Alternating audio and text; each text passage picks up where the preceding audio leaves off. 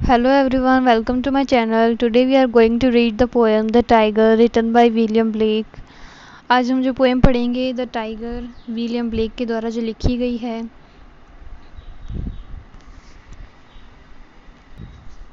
Poem की बात करें तो ये पोएम विलियम ब्लेक के एक poem collection song of experience से ली गई है। और ये जो पोएम है ये 1794 में पब्लिश हुई थी और 24 लाइन इस पूरी पोएम में है। 6 क्वार्टरन्स में डिवाइडेड है और इसकी जो राइम स्कीम है वो है ए बी बी। हर स्टैंजा की जो राइम स्कीम है वो है ए बी बी। और इस पोएम में टाइगर जो है इविल और फियर को सिंबलाइज करता है। जिस वक्त ये पोएम लिखी गई थी उस वक्त टाइगर को एक बहुत बुरा क्रिएचर माना जाता था, इसलिए उसे इविल और फियर का यहाँ पे सिंबल दिया है।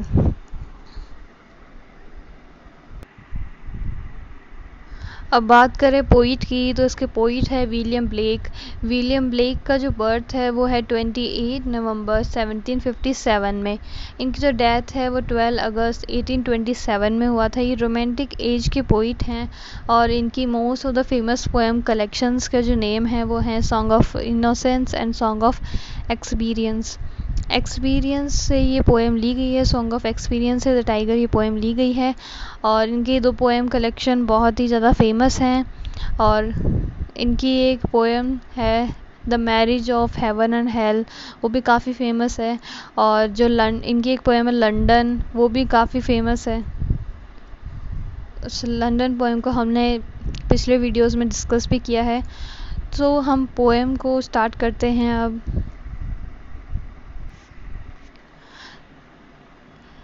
Tiger tiger burning bright in the forest of the night.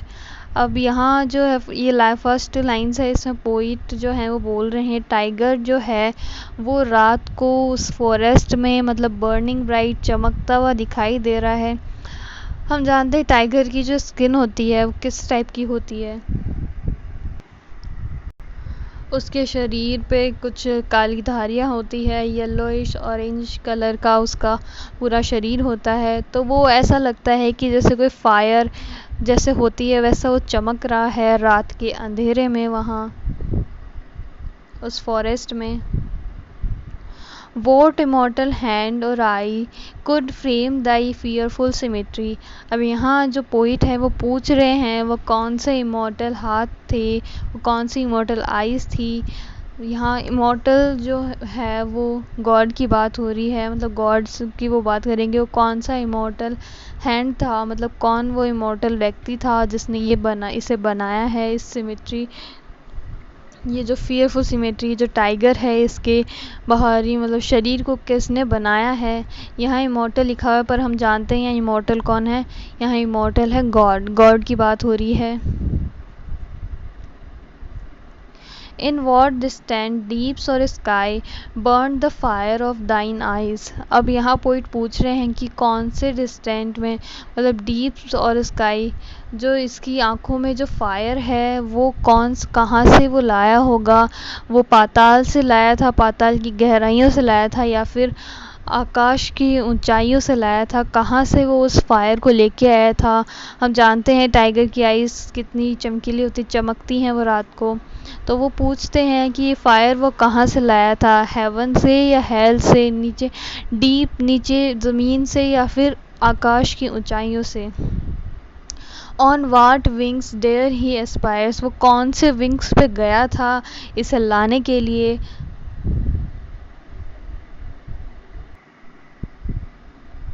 What the hand dare seize the fire, और वो कौन से हाथ थे जिसने उसके अंदर इतनी फायर जो है वो भर दी है। वो कौन से विंग्स पे गया था और कहाँ से वो फायर लेके आया था। And what shoulder and what art could twist the sinews of thy heart, और वो कौन से शोल्डर थे और कौन सी आर्ट थी जिसने जो तुम्हारा जो हृदय है उसकी जो सिन्यूज उसकी जो पेशियाँ हैं उसे बनाया होगा। And when thy heart begin to beat what dread hand and what dread feet, और जब तुम्हारा जो हृदय है वो धड़का होगा तब तुम्हारे हाथ और पैर कितने डरावने हो गए होंगे।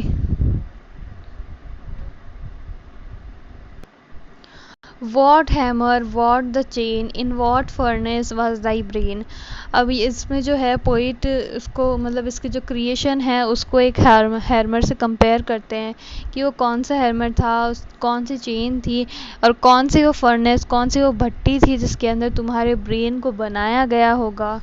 What the anvil what dread grasps, और वो कौन सा एनविल होगा। एनविल एक औजार होता है जो लोहार के पास मिलता है, इसके ऊपर हथौड़े से पीट पीट कर कुछ बनाते हैं। तो वो कौन सा एनविल होगा और कौन से वो ड्रेड ग्रैप्स, कौन से वो हाथ होंगे जिससे तुम्हें पकड़ा गया होगा, तुम्हारे ब्रेन को कौन सी भट्टी में बनाया गया होगा।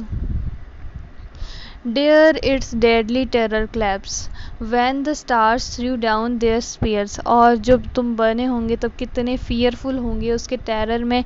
जो स्टार्स है वो भी अपने स्पीयर्स, अपने जो हथियार हैं उन्हें त्याग देते हैं। और and watered heaven with their tears, और हेवन को अपने आंसुओं से भर देते हैं।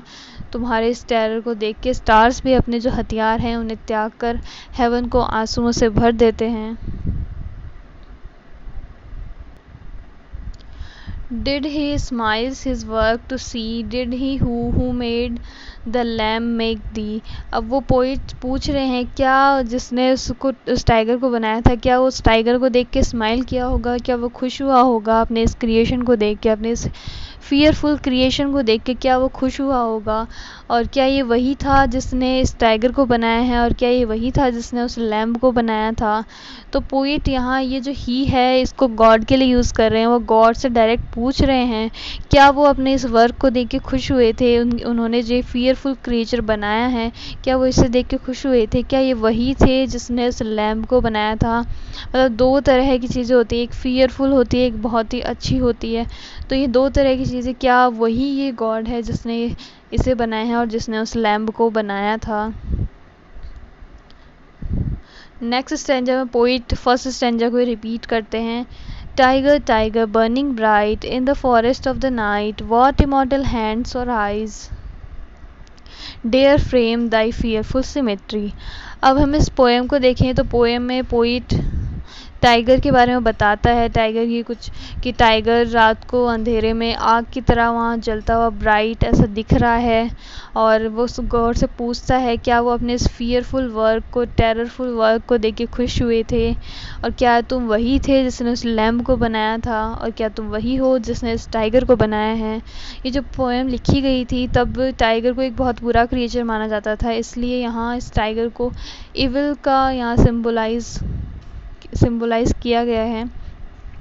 विलियम ब्लेक की हम बात करें तो विलियम ब्लेक अपनी बहुत ही एक फेमस पेंटर थे, पेंटिंग अच्छी बनाते थे, राइटर थे, पोइट थे। और इन्होंने अपनी सारी जो पोएम्स हैं उन्हें एक कॉपर प्लेट पे लिखा था, अपनी पोएम्स को एक कॉपर प्लेट पे लिखा करते थे।